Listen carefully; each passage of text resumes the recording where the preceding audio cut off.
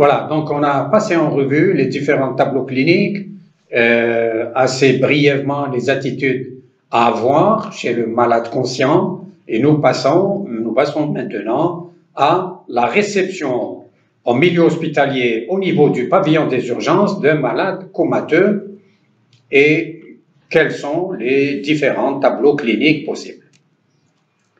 Alors, le malade comateux, il faut l'examiner. Il faut l'examiner, tout comme l'examen du malade conscient. Alors, le malade est comateux, inconscient, son examen clinique et la continuité à intervalles réguliers de cet examen clinique va associer, bien sûr, l'établissement du score de Glasgow, l'observation de la pupille, de son diamètre et de sa réactivité, c'est-à-dire le réflexe photomoteur, présent ou absent, et l'examen clinique va associer également l'examen de la motricité des 4 membres. En parlant d'examen de la motricité des 4 membres, chez le malade comateux et qui ne réagit pas, donc qui ne réagit pas par des mouvements à la stimulation douloureuse, il ne faut pas hésiter à faire une radiographie du rachis cervical et à le mobiliser jusqu'à preuve du contraire, jusqu'à annuler cette possibilité, le mobiliser avec prudence. Alors, il y a à tout seigneur, tout honneur, et l'urgence par excellence en neurochirurgie, et l'urgence pour laquelle l'opérateur est toujours satisfait et heureux, bien content d'avoir eu à opérer un hématome extradural. Eh bien, je viens de le dire, c'est l'hématome extradural ou hématome épidural. Il est localisé entre la dure mère, ici, la dure mère qui recouvre le cerveau, et l'os, hématome extradural. Alors, cet hématome extradural, on le verra encore par la suite, il est observé généralement après un intervalle de conscience normal, lucide. Il est dû à un saignement artériel d'une branche, généralement d'une branche ou du tronc de l'artère méningée. L'artère méningée, le tronc de l'artère méningée et ses branches ont creusé des sillons au fil de la croissance, au fil de l'âge de l'enfant vers l'adulte, ont creusé des sillons au niveau de la face interne de l'os temporal, de l'os frontal, de l'os pariétal. Ces sillons qui renferment, au sein desquels donc se logent les branches de l'artère méningée, quand ils sont fracturés, exposent l'artère à la déchirure, et cette déchirure va alimenter un hématome. Et on comprend bien qu'il est extradural puisque le sillon est au niveau de la face externe de la dure mère. L'hématome sous-dural aigu, le malade est comateux à l'inverse de l'hématome extradural où le malade donc a connu un intervalle de conscience normal. Là, il est d'emblée comateux. Et le saignement, alors qu'il était artériel dans l'extradural, il est veineux dans le sous-dural et il est dû à la rupture des bridging veines, des veines en pont, entre des sinus et le cortex cérébral. Alors là, on anticipe à l'occasion d'un phénomène de décélération ou d'accélération-décélération, ces bridging veines se déchirent et se rompent et donnent naissance à cet hématome sous-dural. Alors, aussi, là, on va y revenir, mais voyez un peu l'allure de l'hématome extradural lorsque l'on demandera des examens complémentaires, et voyez ici l'allure de l'hématome sous-dural lorsque l'on demandera un scanner ou une IRM. L'hématome extradural a une allure de lentille biconvexe et l'hématome sous-dural, il est concave en dedans et convexe en dehors. On y revient.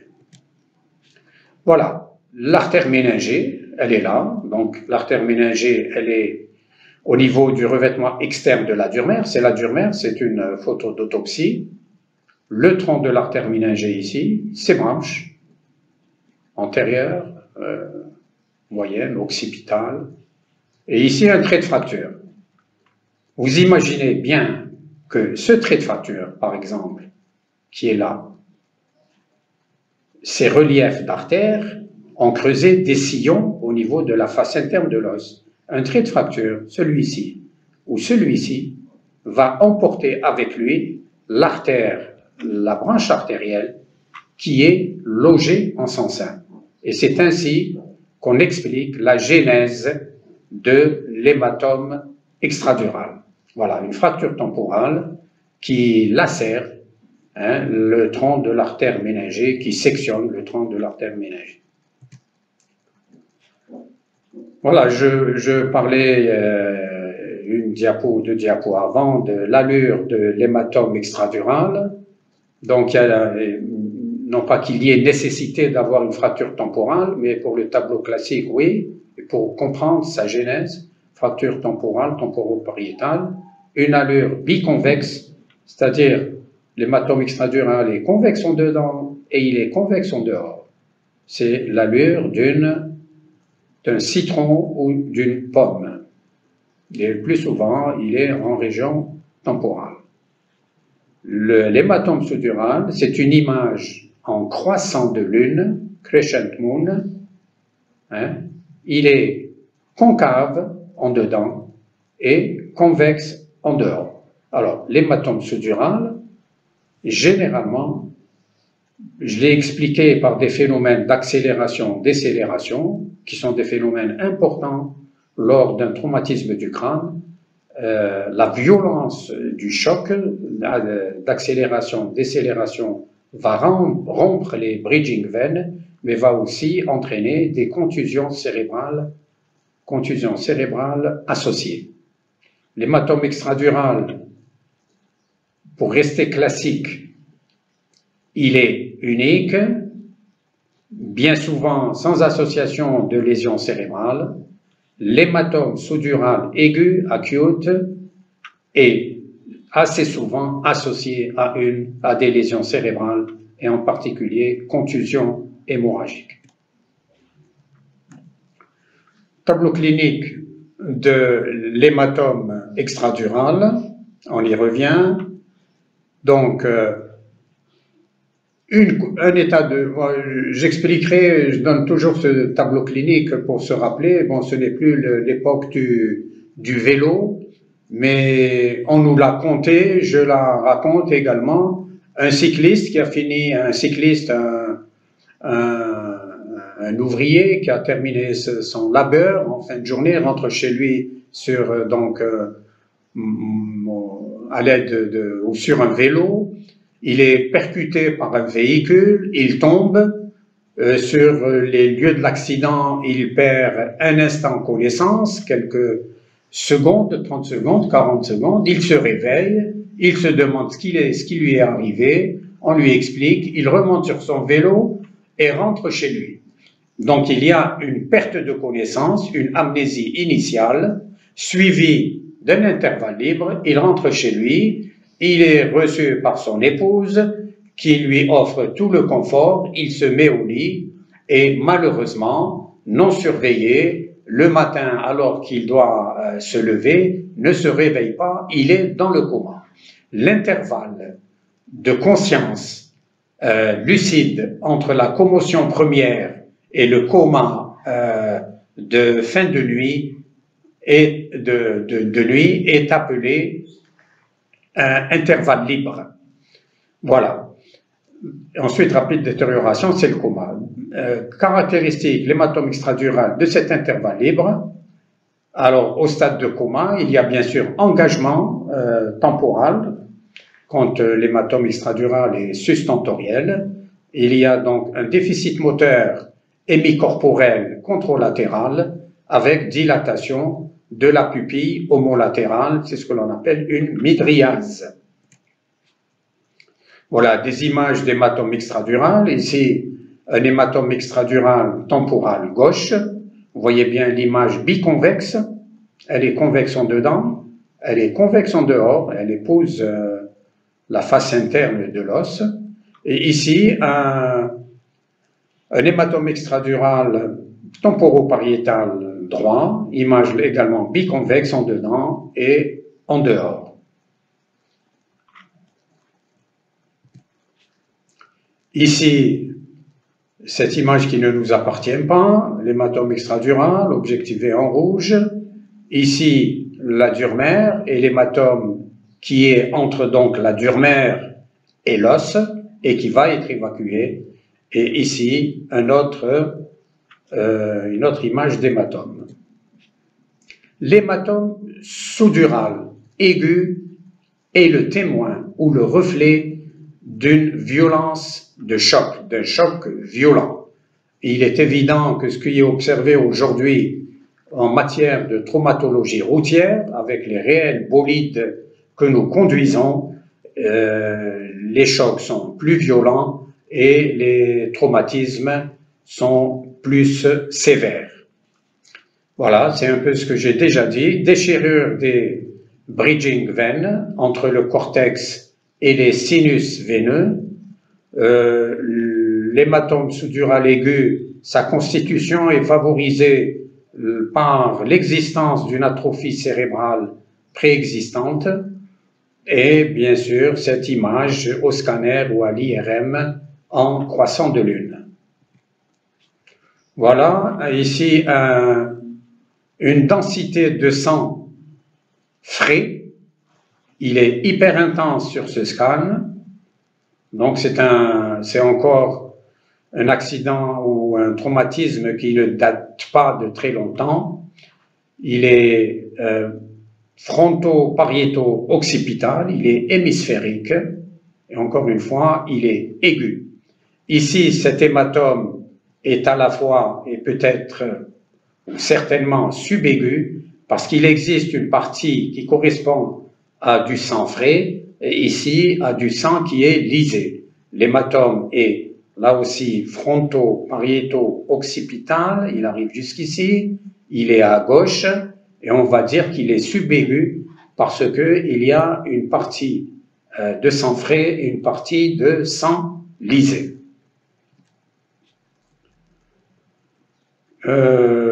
Voilà, un hématome là aussi sous-dural fronto-temporal qui ne semble pas être très important, mais qui a entraîné un déplacement de la ligne médiane. L'hématome, alors, cas particulier du sujet âgé, le cas particulier du sujet âgé, c'est que le traumatisme est souvent pas violent, c'est un traumatisme crânien pour lequel on n'a pas prêté attention, c'est une tête qui a cogné le montant d'une fenêtre ou contre un mur, et c'est passé inaperçu, et voilà que quelques semaines, 2-3 mois plus tard, le sujet souvent âgé, qui présente donc une fragilité vasculaire, va se plaindre de céphalées, de vertiges possibles, de difficultés à la marche, peut-être d'une faiblesse musculaire d'un hémicorps. Et voilà que l'on fait un scanner et on observe un hématome ici que vous voyez là, de ce côté droit, fronto-pariétal ici. C'est une coupe qui est assez haute, ça n'intéresse pas le lobe occipital, fronto-pariétal. C'est un sang qui n'est pas frais, c'est un sang qui est totalement lisé, c'est un sang l'hémorragie est ancienne. Et vous voyez la disparition des sillons qui existent de l'autre côté, mais de ce côté, tout est occupé par cet hématome. Voici ici un autre hématome sous-dural chronique, bilatéral, il est à droite et il est à gauche, avec une petite hétérogénéité à ce niveau-là, donc un peu peut-être de sang qui s'est constitué plus tard, c'est-à-dire dans le temps qui est plus jeune. Et ici, après intervention, alors une pneumatocèle, une persistance de l'hématome à gauche, c'est ce que l'on appelle un hématome récidivant. C'est une récidive, le malade a été opéré, vous voyez ici le trou de trépan qui a permis l'évacuation de l'hématome, le trou de trépan qui a permis l'évacuation de cet hématome de ce côté. Du côté droit, l'hématome a presque totalement régressé, mais du côté gauche, il est encore présent et avec la présence d'air, c'est ce que vous voyez en noir, du côté gauche. Qu'est-ce que l'on fait pour les hématomes sous-duraux, les hématomes extraduraux? Eh bien, les hématomes sous-duraux aigus, quand ils ne sont pas associés à des contusions cérébrales, peuvent bénéficier d'un trou de trépan et d'une évacuation. Ici, il a imagé le sang évacué au travers d'un trou de trépan. Un autre trou de trépan. Les deux trous de trépan sont caractéristiques généralement de l'évacuation d'un hématome sous-dural chronique. Alors, s'il s'y associe une contusion, l'intervention sera différente et on pourra y associer ce que l'on appelle une craniectomie décompressive. On va le voir un peu plus loin. Pour l'hématome extradural, en urgence, c'est un trou de trépan qui peut être agrandi en craniectomie pour évacuer le plus de sang en un temps le plus court possible.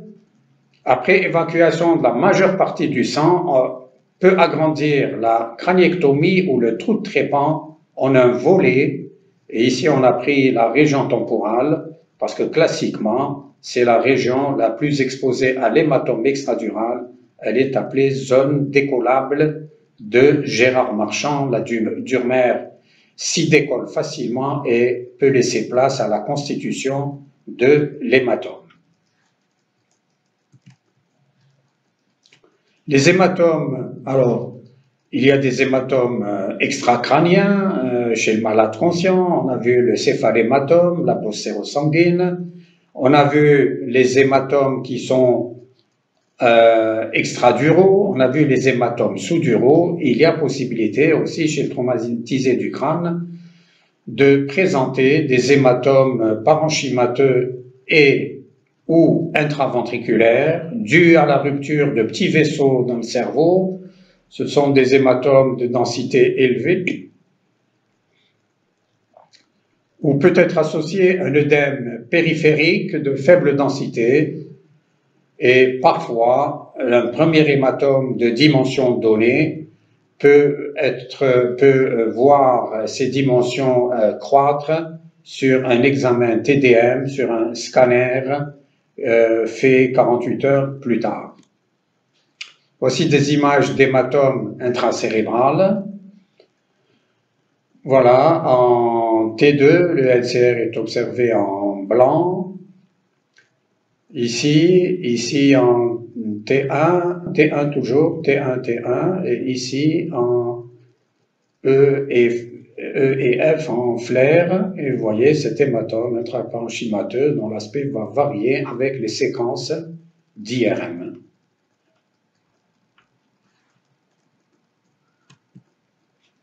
La contusion cérébrale, elle survient dans un tiers des cas de traumatisme du crâne sévère. Alors, elle est favorisée par ce que l'on appelle le coup contre coup. Alors, imaginons-nous dans un véhicule, imaginons un patient dans un véhicule qui roule à vive allure, ce véhicule freine, eh bien le cerveau vient cogner le pare-brise. Le cerveau, il y a du LCR entre cerveau et crâne, le cerveau vient percuter le crâne, lui-même percutant le pare-brise. Donc c'est dans ce sens, voilà. Et ensuite, le cerveau va connaître un phénomène de décélération, ça c'est l'accélération, décélération, qui va créer une lésion diamétralement opposée. Voilà, alors les localisations les plus fréquentes, c'est les faces inférieures du lobe frontal ici, qui est le lobe frontal qui va cogner contre l'os frontal, la face inférieure du lobe temporal qui va cogner contre la petite aile dysphénoïde, le tronc cérébral lui aussi qui peut cogner contre le clivus ou gouttière basilaire et lame quadrilatère. Nous avons déjà dit que la contusion cérébrale, la contusion hémorragique est parfois associée à l'hématome sous-dural aigu. Eh bien, voilà les images d'accélération dans ce sens. Le cerveau percute, il se fait des lésions devant, ici un peu plus foncé, un rose plus foncé, et ici un phénomène d'accélération qui va créer des lésions diamétralement opposées occipitales. Alors parfois c'est fronto et occipital, parfois c'est temporal droit, temporal gauche, dans des situations où le crâne va connaître une rotation ou une latéralité.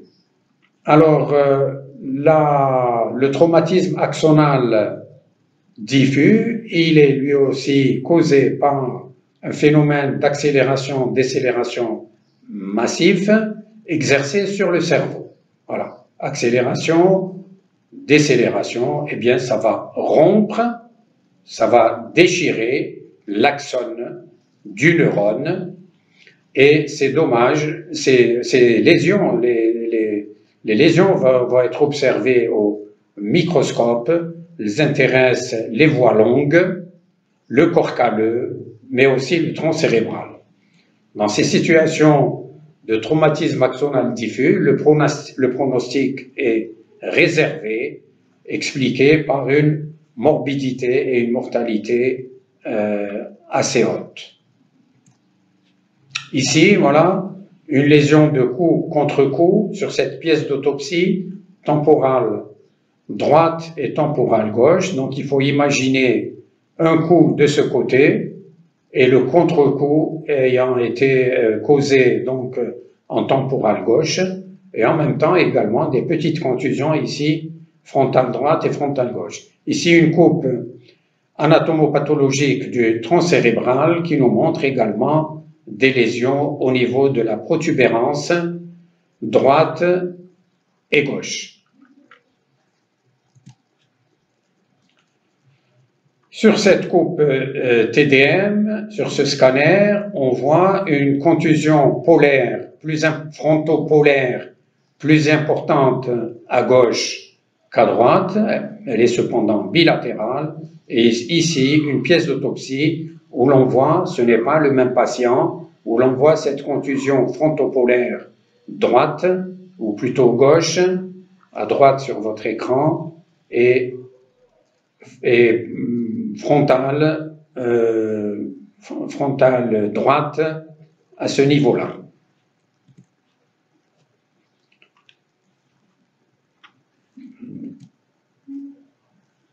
Vous voyez, cette image, on l'a reprise, on l'a déjà vue, mais on l'a reprise pour montrer ce que c'est qu'une contusion associée à une embarrure, bon, mais qui reste sans gros retentissement sur le cerveau adjacent, bien que la lésion ici soit cortico-sous-corticale.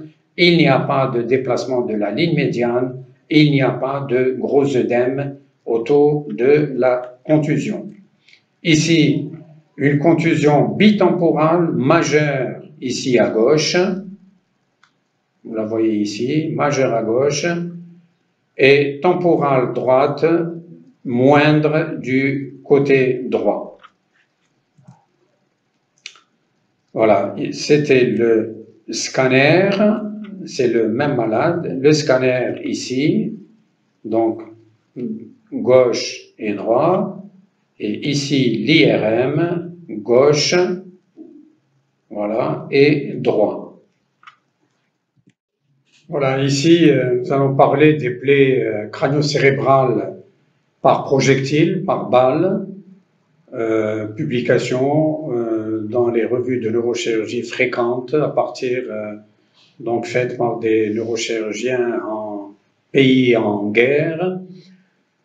Ici, vous voyez le trajet de la balle, c'est un trajet hémorragique et petite contusion à ce niveau-là. C'est un malade qui avait une contusion beaucoup plus importante avant de réaliser cette craniectomie décompressive à ce niveau-là. Il y a une petite hernie, ou une hernie modérée du cerveau en région frontale postérieure. Alors, que faut-il faire en présence d'une plaie par projectile, par balle? Il ne faut surtout pas aller chercher la balle dans le cerveau, parce que l'on créerait beaucoup plus de dégâts que l'on solutionnerait de dégâts. Aller chercher une balle dans un cerveau, c'est comme aller chercher une aiguille dans une botte de foin. Par contre, il s'agit de réparer, de faire un parage au niveau de la porte d'entrée, d'une porte de sortie éventuellement, mais de la porte d'entrée, un parage au niveau du cuir chevelu, de l'os et de la durmère. Dans ce cas précis, il y avait une contusion associée, ce qui a nécessité la confection de cette craniectomie décompressive. Alors, la craniectomie décompressive, c'est une technique qui est de mode actuellement, qui est indiquée chez tous ces malades comateux, coma entre modéré et sévère, pas chez le vieillard, et qui présente à l'imagerie des lésions à la fois sous-durales et cérébrales, étendues. Et là, on va parler de craniectomie fronto-pariéto-temporale. Donc, les 4 étapes de la craniectomie décompressive, c'est le volet cutané, imagé ici en rouge, qui prend naissance en préauriculaire. Il est là, le voici, il est en préauriculaire, ici en rouge. Il s'étend vers l'arrière, c'est un point d'interrogation, j'allais dire point d'interrogation en écriture arabe, voilà. Comme ça, comme ceci, comme ceci. Région temporale, il s'étend en région pariétale et puis en région frontale, dans la ligne des cheveux. Ensuite, on réalise un volet osseux que l'on va enlever, qui est très large, qui a une grande surface et que l'on va protéger au niveau de l'abdomen avec l'espoir de le remettre en place une fois le malade sorti de son coma et correctement traité. On ouvre la durmère afin d'évacuer l'hématome sous-dural, satellite de la contusion, ou alors lui-même à l'origine du coma. Et puis la durmère, elle est ouverte, on évacue l'hématome et on réalise une plastidurale, ce qui va permettre au cerveau de ne plus être dans un étau durméro-osseux. La craniectomie décompressive, donc de plus en plus dans la littérature, cette idée de la réaliser est affirmée, spécialement dans le traumatisme du crâne. Elle trouve aussi une indication dans les cas de stroke, dans les cas d'infarctus cérébraux, au niveau sustentoriel comme au niveau sous-tentoriel. Et la craniectomie seule, il a été démontré que la craniectomie seule faisait chuter la pression intracrânienne de 15%. Mais que si l'on ouvrait la durmère avec confection d'une plastie durmérienne, donc associée à cette craniectomie, on pouvait observer une diminution de la pression intracrânienne de l'ordre de 70%. Ici, les complications observées après confection d'une craniectomie décompressive, avant 1 mois, après 1 mois, ce sont les complications de toute chirurgie intracrânienne. Bon, il y a cette hernie cérébrale externe. C'était le 5e type d'hernie ou d'engagement cérébral que nous avons vu lorsque l'on a parlé des engagements intra- et extracrâniens.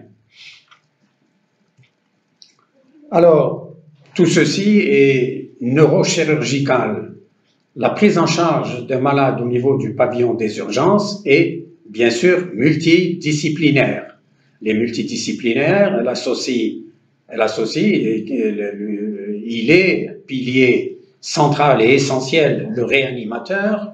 Cette équipe peut associer le chirurgien généraliste en cas de lésion viscérale associée, le chirurgien thoracique et le chirurgien orthopédiste. Nous avons parlé de tout l'ensemble de l'aspect neurochirurgical. On a parlé du malade conscient. Bien sûr que chez le malade conscient, on n'a pas le médecin réanimateur, n'a pas beaucoup d'actes à faire chez ce malade conscient. Chez le malade comateux, par contre, qu'il soit comateux d'emblée, à l'occasion, donc avec un diagnostic de contusion cérébrale ou d'hématome sous-dural aigu associé, seul ou associé, ou qu'il soit comateux après un intervalle libre, le médecin réanimateur s'attachera à veiller ou à installer, bien sûr, il jugera des avantages et des inconvénients d'un monitoring intracrânien. Le monitoring classique de tout malade en salle de réanimation, c'est-à-dire l'électrocardiogramme, la saturation en oxygène, le capnographe, la pression artérielle, la pression veineuse centrale, les gaz du sang, les électrolytes, l'osmolarité, la température et les entrées et les sorties de liquide calculées. C'est une attitude de tout malade, c'est une attitude envers tout patient hospitalisé en milieu de réanimation. Le malade traumatisé du crâne, bien souvent, avec un score inférieur à 9-10, va nécessiter une intubation et ventilation. L'intubation, je répète, le malade est comateux s'il ne présente pas de réaction motrice au niveau des membres avant de manipuler le cou, avant de manipuler donc la région cervicale, on éliminera le diagnostic possible de traumatisme du rachis cervical, de traumatisme de la moelle épinière. Les réanimateurs sont aussi habilités à traiter ou à instituer une hyperventilation contrôlée avec hypocapnie modérée et des bolus osmotiques de mannitol si nécessaire. Les corticoïdes ne sont pas indiqués. Peuvent instituer également une sédation avec parfois un coma barbiturique. Ils font aussi la prévention de l'épilepsie par l'administration de phénitoïne et la prévention des accidents thromboemboliques par l'institution ou par l'administration des anticoagulants. Donc, à chacun sa part de travail. Le réanimateur, pour les malades comateux, restera un pilier essentiel pour ceux chez qui il n'y a pas d'indication chirurgicale. Il sera également d'un apport essentiel chez ces malades chez qui une attitude neurochirurgicale est envisagée, qu'il s'agisse d'une attitude, j'allais dire, d'évacuation d'hématome extradural ou d'hématome sous-dural ou sous-dural chronique, et puis le pronostic est bon et le malade est sorti de réanimation, mais parfois, après évacuation, traitement chirurgical, le malade a encore besoin d'être en réanimation et le médecin réanimateur est une pierre angulaire dans la prise en charge thérapeutique du malade. Voilà, je vous remercie et espérer ne pas avoir été trop long pour vous. Merci.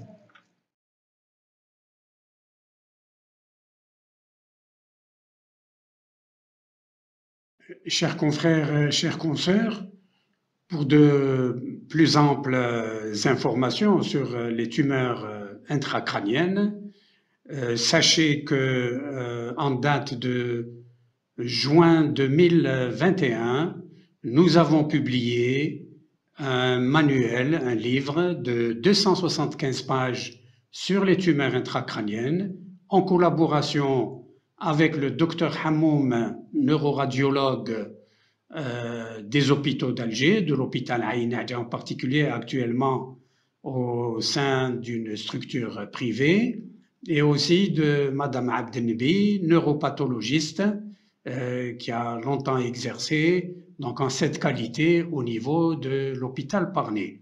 Un livre manuel qui est donc écrit par une équipe dans un cadre intégré, et pour chacune des tumeurs dont nous avons parlé et celles que nous avons oubliées volontairement, donc l'aspect clinique, l'aspect à l'imagerie, l'aspect en neuropathologie et la conduite à tenir, avec ce qui manquait aujourd'hui, les voies d'abord, comment opérer et les résultats donc de cette prise en charge. Ce livre est disponible au niveau de la maison d'édition Dar El Jazair, 6 à Birkadem. Vous allez avoir en à côté, donc sur l'image, le livre et l'adresse exacte et les téléphones pour ceux qui seraient intéressés à l'acquérir. Voilà, je vous remercie et en espérant avoir été utile dans une transmission d'informations scientifiques. Merci.